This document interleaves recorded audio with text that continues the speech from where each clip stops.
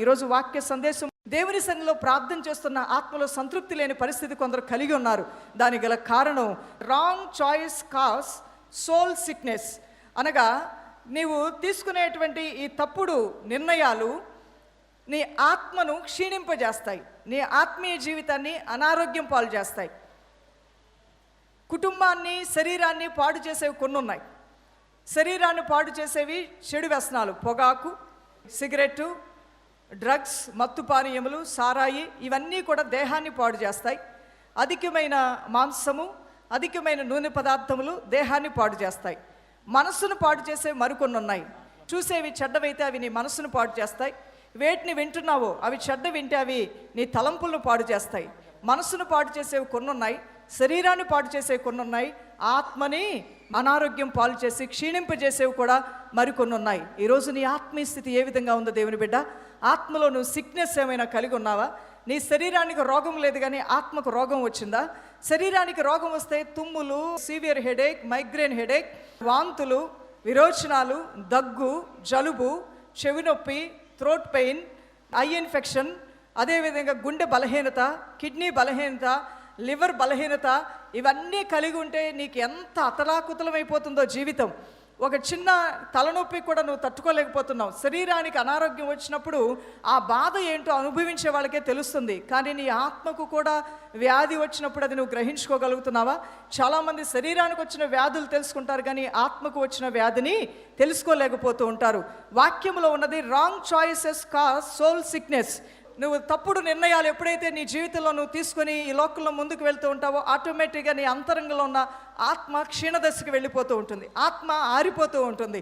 పరిశుద్ధాత్మ దేవుడు నీలో దుఃఖపడి ఆయన మహిమ నీలో నుంచి తొలగిపోతూ ఉంటుంది. దేవుని మందస్సము నీ ఇంట్లో నుంచి బయటికి వెళ్ళిపోతూ ఉంటుంది. ఉబేదేదేము గృహంలో దేవుని మందస్సు ఉన్నప్పుడు 3 నెలల్లో దీవించబడ్డాడు. ఇది తెలుసుకొని దావీదు మహారాజు దావీదుపురంలోనికి దేవుని మందస్సాన్ని తీసుకొని వచ్చాడు. అయితే దావీదు కూడా ఒకానొక సమయంలో తను తీసుకున్నటువంటి తప్పుడు నిర్ణయం వలన ఆత్మకి క్షీణత తెచ్చుకున్నాడు. ఆ రక్షణానందాన్ని కోల్పోయాడు, దురభిమాన పాపంలో పడ్డాడు. అప్పుడు ఏడుస్తున్నాడు, అయ్యా నా ఆత్మకు క్షీణత వచ్చింది. దావీదు తెలుసుకున్నాడు ఆత్మకు క్షీణత వచ్చిందని, కానీ సొలొమోను తెలుసుకోలేకపోయాడు ఆత్మకు రోగం వచ్చిందని. అనగా ఆత్మీయ జీవితం చల్లారిపోతుందనే విషయాన్ని దేవుడు కలలో కనబడి చెప్పేంత వరకు సొలొమోనుకి అర్థం కాలేదు. దేవునికి దూరమైపోతున్నాడని. దీన్ని ఆత్మీయ అంధత్వము అంటారు. దైవజనమ, దేవుని సహవాసానికి వస్తున్న ప్రతి క్రైస్తవ సహోదరుడు, సహోదరి, దేవుని యొక్క అద్భుతమైన పాదసేవ చేస్తున్నటువంటి ప్రతి దైవదాసుడు, దైవదాసురాలు, ఏ ప్రాంతంలో ఉన్నా, ఏ ప్రదేశంలో ఉన్నా సరే, మీ ఆత్మీయ జీవితము క్షీణిస్తుందా, మీ ఆత్మ బలము పొందుకుంటుందా అనేది మీరు తప్పకుండా గ్రహించుకుంటే మీరు నిశ్చయముగా దేవుని కొరకు బలమైన సాధనాలుగా నిలబడగలుగుతారు. చాలామంది ఈ విషయంలో గ్రహింపు లేకుండానే వారు పడిపోయిన జీవితంలోనే బ్రతుకుతూ ఉంటారు. చల్లారిపోయిన క్రైస్తవ జీవితంతోనే ముందుకు వెళ్ళిపోతూ ఉంటారు. ఆత్మ దేవుని సహాయం లేకుండానే దేవుని పాదసేవ చేస్తూ ఉంటారు అనేక మంది సేవకులు. సంసోను దేవుని అభిషేకాన్ని అతను కోల్పోయాడు అని తెలుసుకోకుండానే శత్రువులు వచ్చినప్పుడు ఆత్మ బలం ఉంది అన్నట్లుగా లేచాడంట, కానీ బలము లేదు. అతనిలోంచి దేవుని బలము తొలగిపోయింది. తెలుసుకునే లోపల శత్రువులు వచ్చి అతని మీద పడ్డారు. ఆత్మ బలము నీలో పోతే లోకము నీ పైన జయం తీసుకుంటుంది. లోకము నీకు శత్రువు, సాతాను నీకు శత్రువు, పాపము నీకు శత్రువు. ఈ మూడిటి నుంచి దేవుడు నిన్ను విడిపించి ఆయన రాజ్యం కొరకు నేను సిద్ధపరుస్తూ ఉండగా ఈ దైవాత్మనే నువ్వు కోల్పోతే, ఈ దేవుని యొక్క ఆత్మనే నువ్వు దుఃఖపరిస్తే ఇక నీ జీవితాన్ని బాగు చేసేది ఎవరు అనేది దేవుని యొక్క ప్రశ్న ఉన్నది. ఇక్కడ దైవజనమ, కొంతమంది భక్తులు తమ జీవితంలో తీసుకున్నటువంటి కొన్ని తప్పుడు నిర్ణయాల వలన, తప్పుడు ఆలోచనల వలన పెను తుఫానులో చిక్కబడ్డారు, కష్టాల్లో, నష్టాల్లో పడ్డారు. ఉదాహరణకి ఆదాము, అవ్వ. మరి మొదటిగా మనం చూస్తే ఆదాము, అవ్వ కూడా సపరేషన్ ఫ్రమ్ గాడ్, వారి అవిధేయతే దేవుని నుండి వారికి దూరం చేసింది. వారు తీసుకున్నటువంటి నిర్ణయం వలన. వారి నిర్ణయము దేవుని యొక్క మాటకు, దేవుని ఆలోచనకి, దేవుని చిత్తానికి విరుద్ధమైన నిర్ణయంగా ఉన్నది. అందువలన దేవుని నుంచి వారికి ఎడబాపు తీసుకొచ్చింది వారు తీసుకున్నటువంటి తప్పుడు నిర్ణయమే. కయీను తన సొంత మనస్సుని ఆధారం చేసుకుని దేవునికి ఇష్టమైన రీతిలో అర్పణ అర్పించకుండా, బలులు అర్పించకుండా తన ఇష్టమైన రీతిలో ఆరాధన చేసి దేవుడు అంగీకరించాలని వచ్చాడు. దానికి దేవుడు ఏమాత్రము కూడా ఒప్పుకోలేదు. అందువలన కయీను శపించబడిన వాడిగా పిలువబడ్డాడు. తర్వాత యోనా, ఇతను దేవుని యొక్క ప్రవక్తే, కానీ నీనెవే పట్టణానికి వెళ్ళమంటే నేను వెళ్ళనని పంతం పెట్టాడు. ఒక దేవుని సేవకు సమర్పించుకున్నటువంటి వారు, దేవుని పాదసేవ చేస్తున్న దైవ సేవకులు, దేవునికి సమర్పించుకున్నటువంటి విశ్వాసులు, ఇప్పుడు జీవించుచున్నది మీరు కాదు కానీ మీ కొరకు మరణించి తిరిగి లేచిన క్రీస్తు కొరకే మీరు జీవిస్తూ ఉన్నారు. ఈ దేహము దేవుని యొక్క ఆలయమైనది. మీ దేవుడైన నేను మీ హృదయంలో సంచరిస్తానని మీకు తెలియదా? మీరు మీ సొత్తు కాదు, నా రక్తం ఇచ్చి ప్రాణం పెట్టి మిమ్మల్ని కొన్నాను నేను అని అంటున్నాడు. యోనా గారు తన ఇష్టమే నెరవేర్చుకోవాలనుకున్నాడంట. నీనెవే పట్టణానికి వెళ్ళమంటే నేను వెళ్ళను, నేను తర్షీష్కి వెళ్తానని దేవుని సన్నిధిలోంచి పారిపోయి తను తీసుకున్న నిర్ణయం వల్లనే అతను ఎంతో నరకయాత్ర 3 దినాలు అనుభవించినట్లుగా మనం చూస్తూ ఉన్నాం. మరొక వ్యక్తి ఏలీ మరియు అతని కుమారులు. మొదటి సమూయేలు గ్రంథము 2వ అధ్యాయము 12వ వచనంలో ఏలీ కుమారులు యెహోవాను ఎరుగని వారై మిక్కిలి దుర్మార్గులై ఉన్నారు. ఏలీతో దేవుడు అంటున్నాడు, నాకంటే నీ కుమారులనే నువ్వు గొప్ప చేశావు, నా ఆజ్ఞ కంటే నీ యొక్క కుమారులకే నువ్వు ఎక్కువ భయపడ్డావు, నాకు భయపడకుండా నీ కుమారులకే నువ్వు భయపడి దుర్మార్గపు క్రియలు నా మందిరావరణంలో మీరు చేస్తున్నారు కదా అని పరిశుద్ధాత్ముడు ఎంతో దుఃఖపడి, మీ యొక్క వంశంలో ముసలివాడంటూ ఎవరు ఉండరు, అనగా దీర్ఘాయుష్షు కలిగిన వారు ఎవరు నీ కుటుంబంలో ఇక ఉండరు, అకాల మరణాలతో నీ ఇంటి వారు చనిపోతారని దేవుడు శపించాడంట ఏలీని, ఏలీ యొక్క కుమారుల్ని. ఎందుకంటే ఏలీ యొక్క కుమారులు అక్కడికి వచ్చిన స్త్రీలతో సరసోక్తులతోనూ, అక్కడికి వచ్చినటువంటి ప్రతి వ్యక్తితో అపవిత్రతతోనూ, దేవునికి అర్పించవలసినటువంటి మాంసము దేవునికి అర్పించక ముందే వారు పచ్చి మాంసం మాకు కావాలని బలవంతంగా తిండిబోతులు తిరుగుబోతుల్లాగా తయారయ్యారంట ఏలీ కుమారులు. ఈ కార్యక్రమాలన్నీ కూడా దేవుని యొక్క మందిరావరణంలో చేస్తున్నప్పుడు అక్కడికి వచ్చే ప్రజలు దేవునికి బలులు అర్పించడానికి కూడా అసహ్యపడి మందిరానికి రావడం మానేశారంట. దైవజనమా, దేవుని యొక్క మందిరము సమస్త జనులకు ప్రార్థనా మందిరముగా ఉంటుంది. దేవుని యొక్క మందిరం అంటే ఇదేదో ఎగ్జిబిషను కాదు, ఇదేదో టైం బీయింగ్ వచ్చే స్థలము కాదు, లేకపోతే ఇదేదో ఎంటర్టైన్మెంటు కాదు, వచ్చి బాయ్ ఫ్రెండ్ గర్ల్ ఫ్రెండ్ పక్క పక్కన కూర్చొని జాలీగా బొబ్బిలి గమ్ములు తింటూ కూర్చొని ఎంజాయ్ చేసే స్థలం అంతకన్నా కాదు. ఆ దేవాతి దేవుడు అన్న రెవరెన్స్, దేవునికి మనము గౌరవం ఇవ్వాలి. నా యొక్క మందిరంలోనికి వినయముతోనూ మిక్కిలి భయముతోనూ భక్తితోనూ గడగడ వణుకుతూ ఎవరైతే ఉంటారో వారినే దృష్టి ఉంచుతున్నాను అంటున్నాడు దేవాతి దేవుడు. దైవ సేవకులు ఉన్నా లేకపోయినా, పెద్దలు ఉన్నా లేకపోయినా, చూచుచున్న దేవుడి సన్నిధిలో ఉన్నానని ఎరిగి ఎవరైతే తమ హృదయాలని తమ మనస్సుని అదుపులో పెట్టుకుని, మాటను అదుపుతో పెట్టుకుని, చూపును అదుపులో పెట్టుకుని ముందు కొనసాగుతారో వారి జీవితాలని యోసేపు వలె దేవుడు ఫలించు మొక్కల్లాగా చేస్తారు. దేవుని బిడ్డలారా, తల్లిదండ్రులారా, మీ బిడ్డల్ని మీరు క్రమపరుస్తున్నారా? ప్రార్థనా స్థలాలకు తీసుకొస్తున్నారా? ఆదివారం ఆరాధన నడిపిస్తున్నారా? పడుకున్నప్పుడు, లేచినప్పుడు, కూర్చున్నప్పుడు, నడుస్తున్నప్పుడు కథలుగా దేవుని మాటలు మీ బిడ్డలకు చెప్పి దేవుని భక్తిలో అభ్యాసం కలిగి ఉండటానికి ప్రయాసపడుతూ ఉన్నారా? 2-3 కూడి మాట్లాడుకుంటున్నప్పుడు స్తుతి కీర్తనలతో దేవుని గణపరిచి ప్రభు కార్యాలు మాట్లాడుకుంటున్నారా? ముసలమ్మ ముచ్చటలతో వ్యర్థమైన మాటలతో మునిగి తేలుతూ ఉన్నారా? ఇవన్నీ కూడా సంఘంలో ఉజ్జీవాన్ని తీసివేస్తాయి. దేవుని బిడ్డలారా, నీ హృదయంలో ఉన్న దేవుని యొక్క ప్రశస్తమైన సన్నిధి నీకు దూరం అయిపోయే విధంగా చేస్తాయి. కాబట్టి ఇటు వాటికి నువ్వు చాలా దూరంగా ఉండాలని వాక్యం సెలవిస్తుంది. ఏలీ యొక్క తప్పుడు నిర్ణయాలు అతనికి, అతని కుటుంబానికి ఉరిగా మారింది. హఠాత్తు మరణముతో, తన 2 కుమారుల యొక్క మరణంతోనే ఆ దేవుడు చెప్పిన ఆ మాట నెరవేర్పులోకి వచ్చినట్లుగా మనం ఆ తర్వాత చూస్తున్నాం. సౌల్ డిసొబేడ్ గాడ్. సౌలు అనేకమైన మార్లు దేవుని సన్నిధిలో అవిధేయత కలిగి ఉండటం వలన అభిషేకం అతని నుంచి తొలగిపోయినట్లుగా మనం చూస్తున్నాం. అయ్యో, దేవుని యొక్క ఆత్మ మనలో లేకుండా ఉంటే అది ఎంత దౌర్భాగ్యమైన పరిస్థితి, ఎంత దీనకరమైన పరిస్థితి. కానీ దావీదు భక్తుడు దేవుని సన్నిధికి వచ్చి ఒకటి కావాలని అడిగాడంట. అది ప్రశస్తమైనటువంటిది అడిగాడు. 27వ కీర్తన 4వ వచనం, యెహోవా యొద్ద ఒక్క వరం అడిగి తిని దానిని నేను వెదకుచున్నాను. యెహోవా ప్రసన్నతను చూచుటకును ఆయన ఆలయంలో ధ్యానించుటకును నా జీవితకాలం అంతయు యెహోవా మందిరములో నివసింపకోరుచున్నాను. ఎంత శ్రేష్టమైనటువంటి మాట అండి ఇది. ఆయన హృదయంలో ఉన్నదేంటో బయటకు వచ్చింది. నీ హృదయం నిండిన దాన్ని బట్టే నీ నోరు మాట్లాడుతుంది.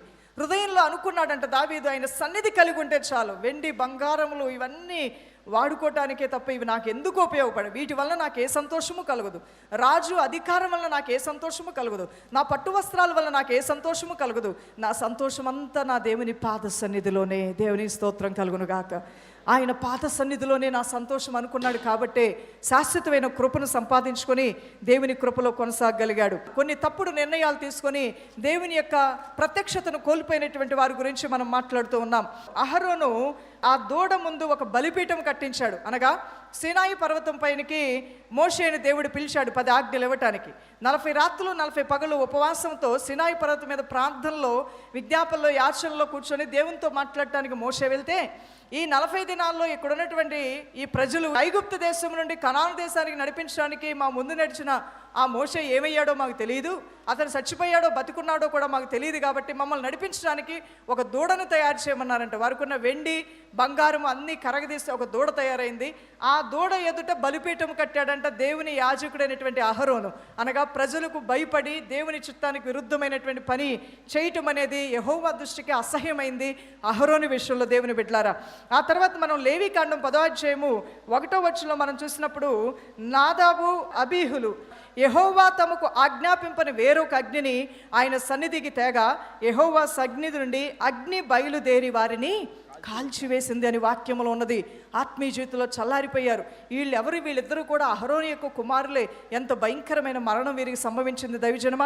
ఆ తర్వాత సంఖ్యాకాండం 12వ అధ్యాయం 1వ వచనంలో చూస్తే వీరు కూడా దైవ వాక్యానికి విరుద్ధమైన నిర్ణయాలు తీసుకొని ఆత్మీయ క్షీణతలోనికి, ఆత్మీయ అనారోగ్యంలోనికి దిగజారిపోయారు. వారు ఎవరో కాదు, మిరియాము, అహరోను. వీళ్ళిద్దరూ కూడా తన సహోదరుడైనటువంటి మోషేకే వ్యతిరేకంగా మాట్లాడటం ప్రారంభించారు. మోషే చేత మాత్రమే యెహోవా పలికించిన, ఆయన మా చేత పలికించలేదా అని పలకగా యెహోవా ఆ మాట వినెను. దేవుడు అంటున్నాడు, నా సేవకుడైన మోషేకి విరోధముగా మాట్లాడేందుకు మీరేలా భయపడలేదు అడిగాను. దేవుని చేత అభిషేకించబడి ఏర్పాటు చేయబడి దేవుని పాదసేవ చేస్తూ యథార్థమైన సేవలో ముందుకు కొనసాగుతున్నటువంటి నీతిమంతుల్ని, అలానే పరిశుద్ధ జీవితం కలిగి భూమి మీద ఉన్నటువంటి నీతిమంతుల్ని ఎవరైనా సరే అబద్ధ సాక్ష్యములు మోపి మీ సాక్షి జీవితాన్ని, మీ రిప్యుటేషన్ని పాడు చేయాలని చూస్తే దేవుడు వింటాడు. నీ పక్షంగా వ్యాజ్యమాడటానికి ఆయన దిగి వస్తాడు. నా సేవకుడైన మోషేకి వ్యతిరేకంగా మాట్లాడారే, మీరు ఎందుకు నాకు భయపడలేదు? అతని పైన ఉన్నది నా ఆత్మ కదా, నన్నే మీరు వ్యతిరేకించారని దేవుని కోపం వచ్చినప్పుడు మిరియాము కుష్టి వ్యాధితో ఉండి పాలెం వెలుపల కొన్ని రోజులు కూర్చున్నది. మరలా సహోదరుని మోషే కన్నీటితో ప్రార్థన చేసినప్పుడు తిరిగి ఆమె మామూలు శరీరాన్ని ధరించుకున్నట్లుగా మనం చూస్తూ ఉన్నాం. మొదటి రాజుల గ్రంథము 11వ అధ్యాయము 1వ వచనంలో మనం చూసినట్లయితే మోయాబీయులు, ఎదోమీయులు, అమ్మోనీయులు, సీదోనీయులు, హిత్తీయులు అను జనులు మీ హృదయములను తమ దేవతల తట్టు త్రిప్పుదురు గనుక వారితో సహవాసము చేయకూడదనియు వారిని మీతో సహవాసము చేయనీయకుడి అని దేవుని యొక్క ఆజ్ఞ అయినది. కానీ ఈ మాటను ధిక్కరించి సొలొమోను మోయాబీల్లో నుండి, ఎదోమీయుల్లో నుండి, అమ్మోనీయుల్లో నుండి, సీదోనీయుల్లో నుండి, హిత్తీలో నుండి అనేక మంది రాజకుమార్తెలను తీసుకొచ్చి వివాహం చేసుకోవటం వలన వారందరూ కలిసి తన హృదయాన్ని దేవుని వైపు నుంచి త్రిప్పివేసి అన్య దేవతల వైపు త్రిప్పివేయటం వలన పరిశుద్ధాత్మ దేవుడు ఎంతో దుఃఖపడినట్లుగా మనం గమనించగలుగుతున్నాం. అందువలన దేవుని బిడ్డలారా, ఈ విషయాలన్నీ మనం గమనించినట్లయితే వారు తీసుకున్నటువంటి తప్పుడు నిర్ణయాలే వారి జీవితానికి ఎంతో నష్టాన్ని తీసుకొచ్చాయి. అయితే యేసు ప్రభువారు ఈ భూమి మీద ఆయన జీవిస్తూ ఉన్నప్పుడు ఎన్నో ప్రాముఖ్యమైన నిర్ణయాలు భూమిపైన ఉండగా ఆయన తీసుకొని అద్వితీయమైన దేవుని యొక్క చిత్తాన్ని నెరవేర్చాడు. ప్రాముఖ్యమైన ఎన్నో నిర్ణయాలు భూమిపైన ఉండగా దేవుడు తీసుకున్నాడు. దానికి ఒక మంచి ఉదాహరణ మత్తయి సువార్త 4వ అధ్యాయంలోను, మత్తయి సువార్త 26వ అధ్యాయము 39వ వచనంలో కూడా మనం చూస్తున్నాం. అపవాది చేత శోధింపబడి కూడా దేవుని వాక్కుల ద్వారానే సాతాన్ని జయించి తండ్రి చిత్తానికి తను అప్పగించుకున్నారు యేసు ప్రభువారు. మత్తయి సువార్త 26వ అధ్యాయం 39వ వచనం. సిలువ మరణానికి ముందుగా దేవాతి దేవుడు చేసినటువంటి శ్రేష్టమైన ప్రార్థన ఇక్కడ మనం చూడగలుగుతున్నాం. కొంత దూరము వెళ్ళి సాగిలపడి, నా తండ్రి సాధ్యమైతే ఈ గిన్నె నా యొద్ద నుండి తొలగిపోనేమో, అయినను నా ఇష్ట ప్రకారము కాదు నీ చిత్త ప్రకారమే కానిమ్మని ప్రార్థన చేసెను.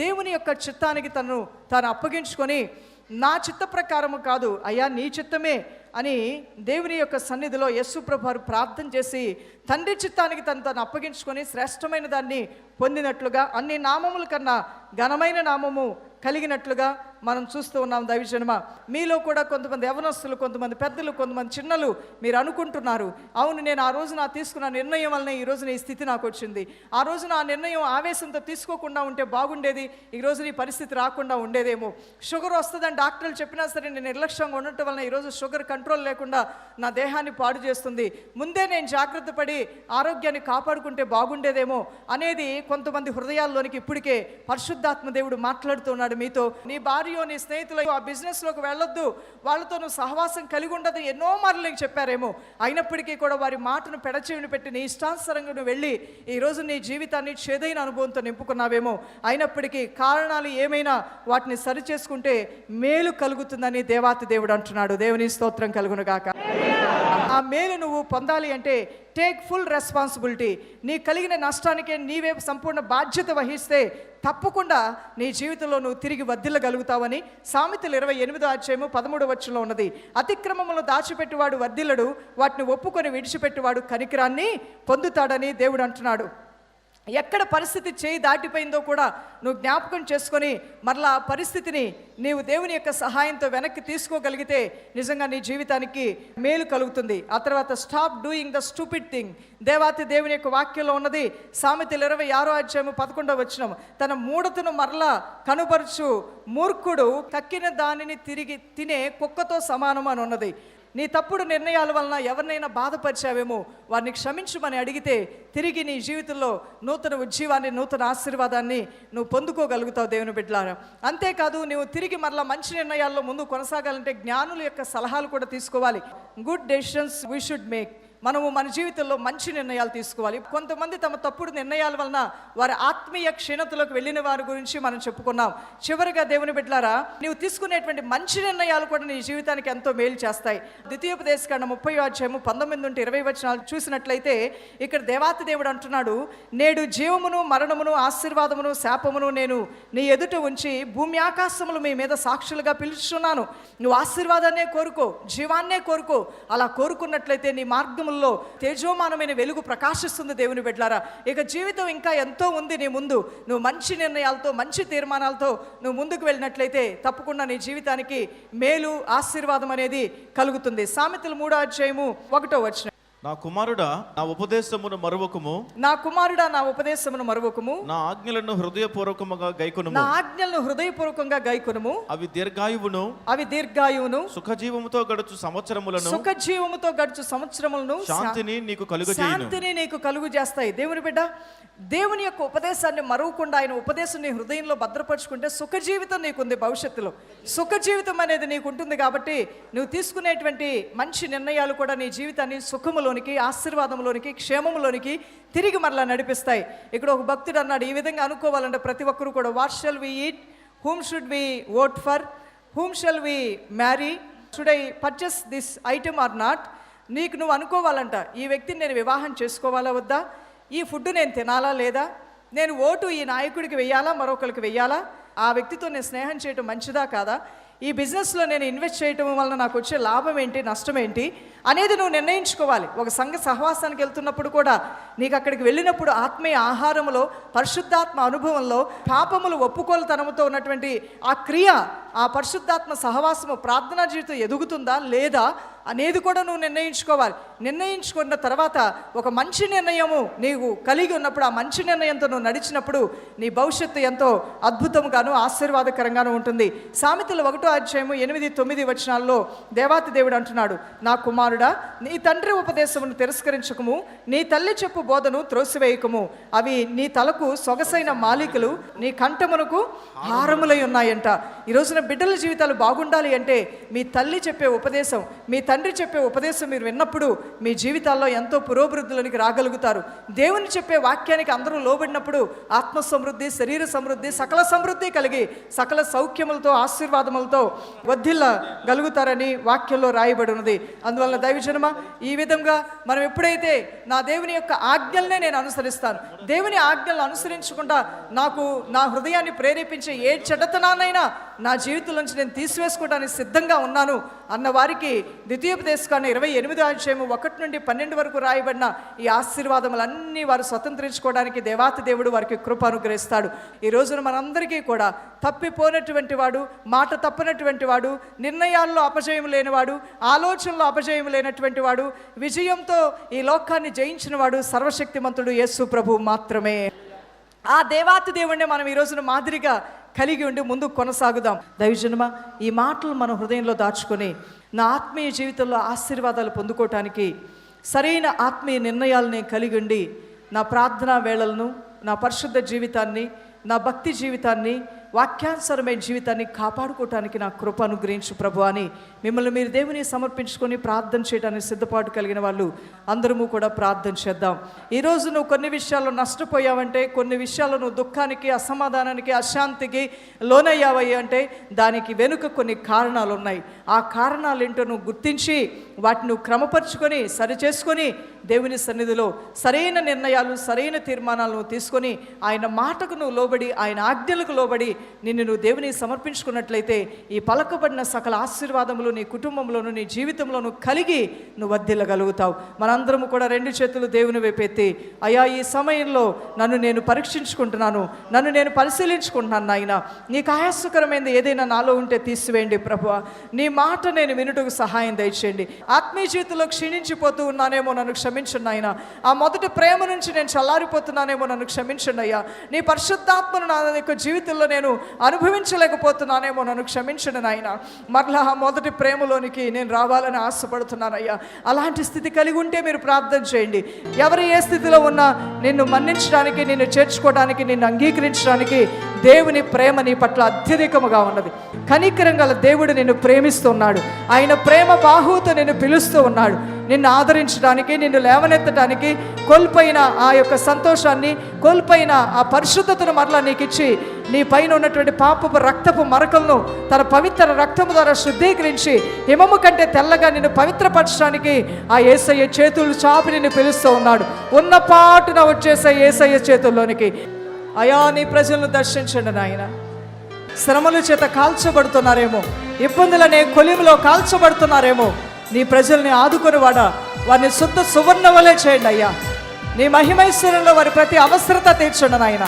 వారి హృదయానికి పడిన గాయములు మాన్పండి అయ్యా. వారి తొందరపాటు నిర్ణయాల వల్ల వారు కలిగిన నష్టాల గురించి వారు ఏడుస్తూ ప్రార్థన చేస్తూ ఉండగా వారి కన్నీటిని తొడవండి నాయన. వారి పొరపాట్లు మన్నించండి నాయన.